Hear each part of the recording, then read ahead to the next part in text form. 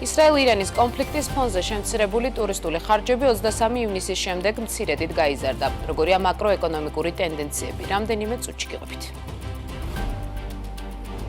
სასამართლოს ეზოში შენობასა და სხდომის დარბაზში ნებართვის გარეშე ვერც აუდიო ჩანაწერის გაკეთება მოხდება. ოცნებაში ამბობენ, რომ აუდიო ჩანაწერის რეგულირება წინა კვირას მიღებული ცვლილებების დროს უბრალოდ გამორჩათ. უკანონო მიგრანტის აღმოჩენისთვის სახლში და ნებისმიერ კერძო საკუთრებაში შესვლა შეიძლება. ქართული ოცნება ცვლილებას დაჩქარებული წესით განიხილავს. ახალარჩეული პარლამენტის პირველ სხდომას პრეზიდენტი აღარ გახსნის. დღეიდან ახალი რეგლამენტი ამოქმედდა, რომლის მიხედვით სხდომას დამსწრე უხუცესი პარლამენტის წევრი გახსნის. დღეს თბილისის და ბათუმის აეროპორტებიდან ახლო აღმოსავლეთის მიმართულებით 10 ფრენა გაუქმდა.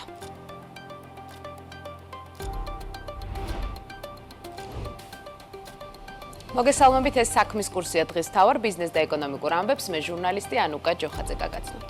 შენელების მიუხედავად ივნისში ტურისტების დანახარჯები როგორც ჩანს მაისზე მაღალი იქნება. TBC კაპიტალი ყოველთვიურ მაკროეკონომიკურ მიმოხილვას აქვეყნებს. მიმოხილვაში აღნიშნულია, რომ ახლო აღმოსავლეთის კონფლიქტის ფონზე 12 ივნისის შემდეგ ტურისტულ ხარჯებში შენელება იყო, თუმცა კლება მასშტაბური არ ჩანს და 23 ივნისის შემდგომ მცირედით ზრდა შეინიშნება.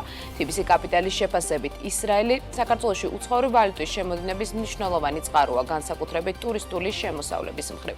TBC კაპიტალი აღნიშნავს, რომ ისრაელიდან Google-ის საძიებო სისტემაში საქართველოს შესახებ ძებნათა სიხშირე ბოლო დღეებში თვალსაჩინოდ გაზრდილია, რაც ტურიზმის კუთხით კვლავ მაღალ ინტერესზე მიუთითებს. TBC-ის მთავარი ეკონომისტი მიუთითებს იმასაც, რომ ტურიზმიდან შემოსავლების დანაკლისი განსაკუთრებით დიდი არ ყოფილა, რაც აისახა სების ინტერვენციებში, რაც ივნისში, მათ შორის თვის მეორე ნახევარში კვლავ მასშტაბური იყო.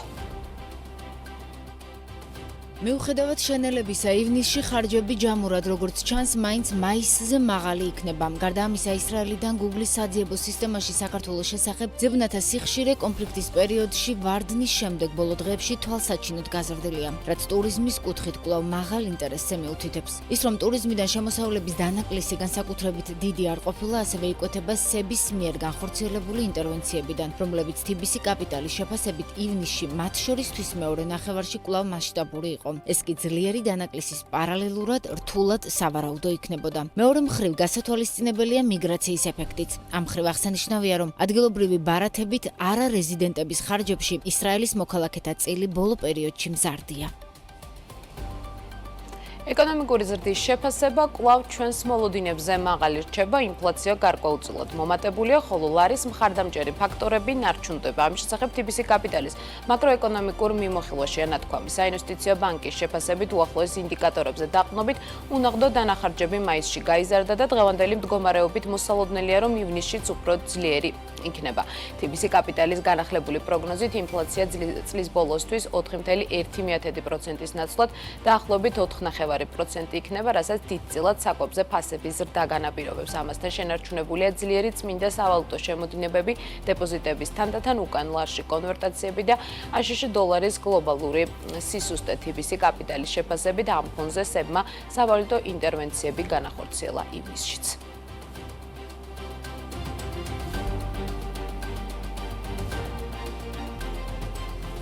საკრედიტო პორტფელის ზრდის ტემპი დამაკმაყოფილებელია. ამის შესახებ საბანკო ასოციაციაში აცხადებენ, როგორც ასოციაციის ანალიტიკური დირექტორი განმარტავს სესხების ზრდის ტემპის შენელება, მათ შორის გაძვირებულ საკრედიტო რესურსს და გადავადებულ მოთხოვნას უკავშირდება, თუმცა მოლოდინია, რომ შემოდგომიდან დაკრედიტების ტემპი გააქტიურდება. ცნობისთვის ბოლო რამდენიმე თვეა საბანკო სექტორში საკრედიტო პორტფელის ზრდის ტემპის შენელება ფიქსირდება, თუმცა მაგალითად გასული წლის მაისში სასცხო პორტფელი თითქმის 19%-ით იყო გაზრდილი. წელს მაისში ზრდის ტემპი უკვე 15%-მდეა შენელებული.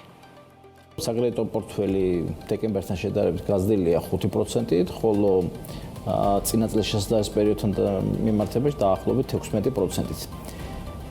თუ შევადარებთ ჩვენ წინა წლების მაჩვენებლებს, ოდნავ შემცირება გვაქვს, თუმცა ეს ყველაფერი, ასე ვთქვათ, განპირობებულია იმით, რომ არსებობდა მოლოდინები პროცენტების კლებისა, იგივე ფედერალური სარეზერვო სისტემიდან ჩვენ გქონდა საუბრები, ვთქვათ, იგივე ეროვნული ბანკის ხელმძღვანელობასთან.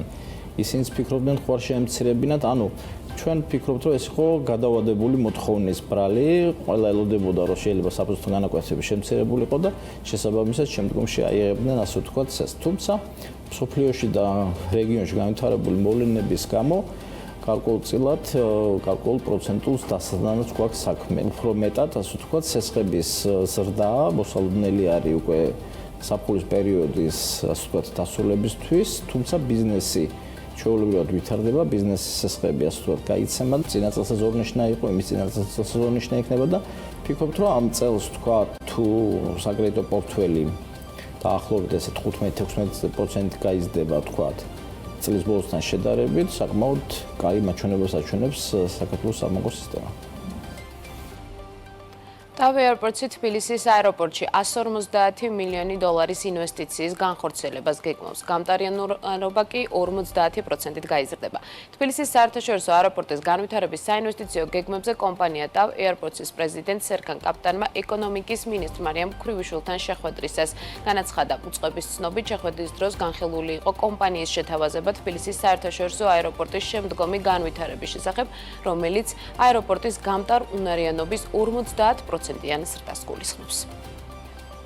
ყოველწლიურად მზარდი საჰაერო მგზავრთნაკადის კვალდაკვალ და იმის გათვალისწინებით, რომ ახალი ვაზიანის საერთაშორისო აეროპორტის ოპერირების დაწყება იგეგმება 2031 წლისთვის, საქართველოს მთავრობა აქტიურად განიხილავს თბილისის არსებული აეროპორტის გაფართოების პროექტს. სწორედ ამ ჭრილში გაიმართა სამუშაო შეხვედრა, სადაც თბილისის აეროპორტის დღევანდელმა ოპერატორმა წარმოადგინა გაფართოების საინვესტიციო გეგმა, რომელიც მოიცავს მგზავრთნაკადის 10 მილიონ მგზავრამდე გაზრდას, დაახლოებით 20,000 კვადრატული მეტრით გაფართოვებას არსებული ტერმინალის, მთელი რიგი დამატებითი მომსახურებების და სერვისების შემოღებას, რომელიც გამიზნული იქნება როგორც მგზავრების კომფორტზე, ასევე დამატებით მოიზიდავს და დამატებით ინტერესს გააჩენს საერთაშორისო ავიაკომპანიების მხრიდან. ჯამურად წარმოდგენილი პროექტი მოიცავს დაახლოებით 150 მილიონი დოლარის ინვესტირებას ინფრასტრუქტურაში. 20-წლიანი წარმატებული საქმიანობის შემდეგ ჩვენ მივმართეთ საქართველოს ეკონომიკური განვითარების სამინისტროს წინადადებით, რათა კიდევ გავაორმაგოთ თბილისის აეროპორტის გამტარ-უნარიანობა დაახლოებით 150 მილიონიანი დოლარის ინვესტიციით.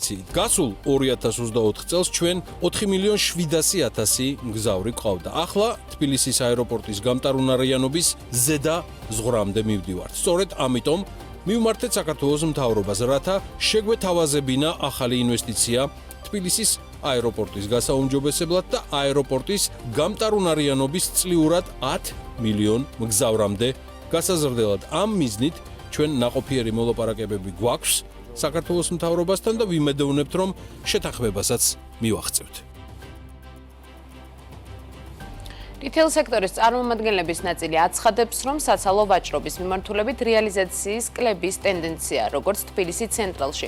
ამბობენ, ქვეყანაში შექმნილი არასტაბილურობის ფონზე გაყიდვების დაახლოებით 20%-იანი კლება ფიქსირდება.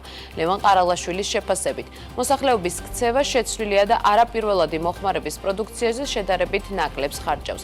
მისი თქმითვე, ამ ფონზე საცალო ვაჭრობის სექტორში უკვე იმპორტის შემცირების ტენდენცია შეინიშნება. საცალო ვაჭრობაში შარშანდელ წელს შემზრდელ პერიოდთან შედარებით თვითონ მეორე კვარტალი ცოტათი უფრო ჰქონდა გაუმჯობესება, იმიტომ რომ ის ჩვენ სექტორში შესაძლებელი მით სეზონში, საშუალო სეზონში, თუმცა ტურისტული ნაკადების კუთხითაც დიდ ძვრას დღეს რომ ამ ეტაპზე როტოს რო ხედავთ, ესეთი ძირითადი კიდე ბაზარი როგორც იყო ისრაელი დღეს ეგეც სპექტაკლებად ჩაკეტილი არის, ამიტომ ამ ჭრილში დადებითი მოლოდინების ქონა მე მგონი დღეს საკმაოდ რთული არის. ის რასაც ვთქვათ ბიზნესი ცდილობს, საცალო საერთაშორისო ცდილობენ, რომ ოპტიმიზაცია გააკეთონ დაუშვათ თავიანთი განახარჯები, შემცირებული არის ვთქვათ ამ ჭრილში იგივე იმპორტის მსვლელობა. საქმის კურსი 13 საათსა და 40 წუთზე ამით დასრულებულია. განახლებული ინფორმაციით 15 საათსა და 30 წუთზე BMG TV-ზე, ხოლო 17 საათსა და 40 წუთზე TV პირველზე შევხვდებით.